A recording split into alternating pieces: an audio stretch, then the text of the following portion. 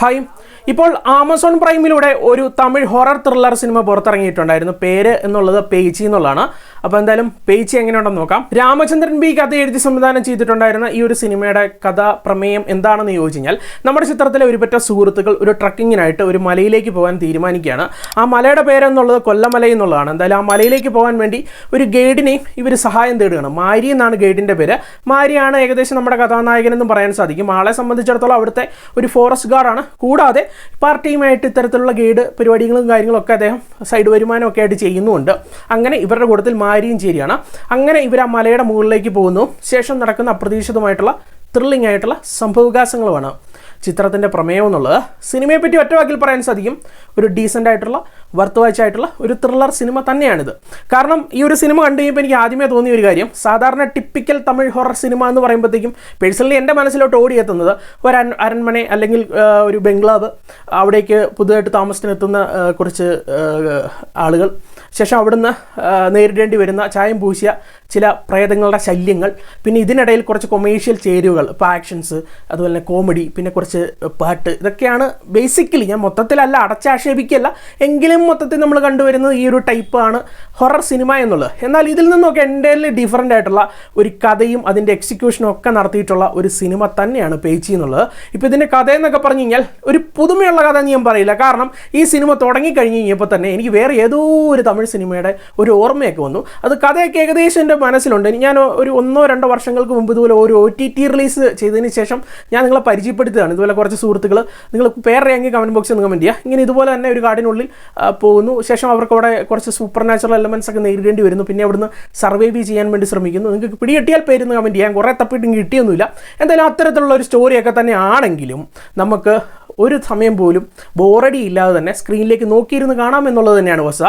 അത് പ്രധാനമായിട്ട് പറയേണ്ടത്, ഒന്ന് തിരക്കഥ എന്നുള്ളൊരു കാര്യം, 2 സിനിമയുടെ എക്സിക്യൂഷൻ എന്നുള്ളൊരു കാര്യം. അതായത് സംവിധായകൻ തന്നെയാണ് സിനിമയുടെ റൈറ്റിങ്ങും അതുപോലെ തന്നെ ഡയറക്ഷനും ഒക്കെ തന്നെ നടത്തിയിട്ടുള്ളത്. അപ്പം ഈ റൈറ്റിങ്ങിൽ കൊണ്ടുവരുമ്പോഴത്തേക്കും അത്യാവശ്യം നമുക്ക് ത്രില്ലടിച്ചിരിക്കാൻ പറ്റുന്ന കുറേ മൊമെൻറ്റ്സ് നൽകുന്നുണ്ടായിരുന്നു. അപ്പം ജംസ്കെയർസ്, നിങ്ങൾക്കറിയാം, ഒരു ഹൊറർ സിനിമ എന്ന് പറയുമ്പോഴത്തേക്കും പേടിപ്പെടുത്തുന്ന സ്പൂക്കി എലമെൻറ്റ്സ് ഒക്കെ വേണം. അത് അത്യാവശ്യം നല്ല രീതിയിൽ തന്നെ ആ സെക്കൻഡ് ഹാഫിലൊക്കെ വർക്കൗട്ടാക്കി എടുക്കുന്നുണ്ടായിരുന്നു. അതിലും എനിക്കൊരു ആശ്ചര്യം തോന്നിയൊരു കാര്യമേ, ഈ സിനിമയുടെ കഥ മൊത്തത്തിൽ നടക്കുന്ന പകലാണ്. ഓക്കെ, പകൽ നല്ല നട്ടുച്ച സമയത്ത് നടക്കുന്ന പോലെ നിങ്ങൾ കൂട്ടിക്കോ.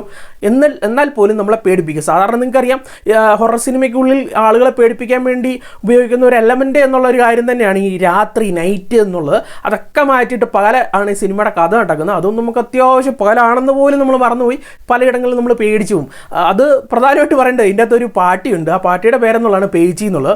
അതാണ് ഗോസ്റ്റ് എന്നുള്ളത്. ആ പേച്ചി എന്ന് പറഞ്ഞ ക്യാരക്ടറിനെ ഡിസൈൻ ചെയ്ത് സ്ക്രീനിലേക്ക് കൊണ്ട് വെക്കുമ്പോഴത്തേക്കും നമുക്ക് എപ്പോൾ വരുന്നു അപ്പോൾ തന്നെ ചുമ്മാ ഒന്ന് പേടിക്കുന്നു. കാരണം അമ്മാതിരി മേക്കപ്പും അതിൻ്റെ CG വർക്കൊക്കെ തന്നെയാണ് ആ ഒരു ക്യാരക്ടറിന് കൊടുത്തിട്ടുണ്ടായിരുന്നത്. അതുപോലെ ഒരു പാർട്ടിയാണ്. ആ പാർട്ടിയുടെ പേരെന്നുള്ളത് സിനിയമ്മാൾ എന്ന് പറയുന്ന ഒരു ആർട്ടിസ്റ്റാണ്. എനിക്കൊന്നും പ്രായമുള്ള ഒരാൾ തന്നെയാണെന്നാണ് എനിക്ക് തോന്നുന്നത്. എന്തായാലും പുള്ളിക്കാരത്തിൻ്റെ പ്രകടനവും കൊള്ളായിരുന്നു. അതുപോലെ തന്നെ ഇപ്പോൾ ഈ ഒരു സിനിമ ഇപ്പോൾ ബേസിക്കലി ഒരു ഹൊറർ ത്രില്ലർ സിനിമയാണെന്നുണ്ടെങ്കിൽ നമുക്ക് ഇതിനുള്ളിൽ ഒരു ടോട്ടാലിറ്റിക്കുള്ളിൽ ഒരു സർവൈവൽ മൂഡ് കിട്ടുന്നുണ്ട്. ഓക്കെ, ഒരു സർവൈവൽ ത്രില്ലർ സിനിമ കാണുന്ന ഒരു ഫീലും കൂടെ ചിത്രം തരുന്നുണ്ട് എന്നുള്ളതാണ് വസ്തുത. പിന്നെ സ്റ്റോറിക്കുള്ളിൽ അപ്രതീക്ഷിതമായിട്ടുള്ള സംഭവങ്ങൾ ഉണ്ടോ എന്ന് ചോദിച്ചു കഴിഞ്ഞാൽ സംഭവം ഇർക്ക് എന്താണെന്ന് നിങ്ങൾ സിനിമ കണ്ടു തന്നെ മനസ്സിലാക്കിയെടുക്കുക. പിന്നെ പറയേണ്ട ഒരു കാര്യം എന്നുള്ളത് സിനിമയുടെ ഡയറക്ഷൻ, എക്സിക്യൂഷൻ എന്നുള്ളൊരു കാര്യം തന്നെയാണ്. എടുത്ത് പറയേണ്ടത് ഈ ഒരു സിനിമയുടെ സിനിമാറ്റോഗ്രഫി വർക്ക്, BGM വർക്ക്, സിനിമയുടെ FX വർക്ക്, ഇത്തരത്തിലുള്ള ഒരു കാര്യങ്ങളൊക്കെ തന്നെയാണ് ഡീസൻ്റ് ആയിട്ട് തന്നെയാണ് നിന്നിട്ടുണ്ടായിരുന്നത്. ഈ സിനിമയുടെ തുടക്കത്തിലൊക്കെ കണ്ടു തുടങ്ങിയപ്പോഴത്തേക്കും നമ്മളുടെ സന്തോഷ് ജോർജ് കുളങ്ങരയുടെ ആ സഞ്ചാരം പ്രോഗ്രാമൊക്കെ കാണുമ്പോൾ ആ ഒരു വിഷ്വൽ ട്രീറ്റ് ഒക്കെ ഉണ്ടല്ലോ. അപ്പോൾ അതുപോലെ ഇത് കാടിനുള്ളിലാണല്ലോ കഥ നടക്കുന്നത്. അതുകൊണ്ട് തന്നെ തുടക്കത്തിലൊക്കെ നല്ല ദൃശ്യവിസ്മയമായിരുന്നു. നമുക്കിങ്ങനെ കണ്ടുകൊണ്ടിരിക്കാൻ തന്നെ തോന്നും. കാരണം നമ്മുടെ കണ്ണിന് കുറേ കുളിർമയേകുന്ന തരത്തിലുള്ള ഒരുപാട് വിഷ്വൽസൊക്കെ സിനിമാറ്റോഗ്രാഫർക്ക് കൊണ്ടുവെക്കാൻ സാധിച്ചു.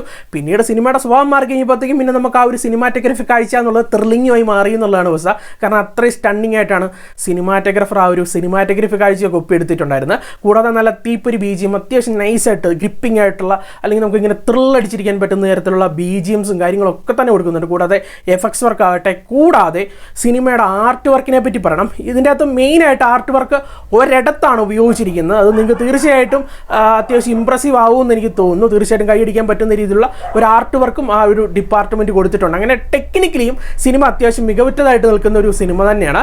പിന്നെ പെർഫോമൻസ് വൈസിലും അത്യാവശ്യം വന്നിരിക്കുന്ന എല്ലാ താരങ്ങളും, ഒത്തിരി താരങ്ങളൊന്നുമില്ല, കുറച്ച് താരങ്ങളേ ഉള്ളൂ, എല്ലാവരും നീറ്റായിട്ടുള്ള പെർഫോമൻസ് കൊടുത്തിട്ടുണ്ട്. ഇപ്പോൾ നമ്മളുടെ ഗായത്രി ശങ്കറുണ്ട്, ബാലശരവണനുണ്ട്, ദേവ് രാമനാഥ് ഉണ്ട്, അതുപോലെ പ്രീതി നെടുമാരനുണ്ട്.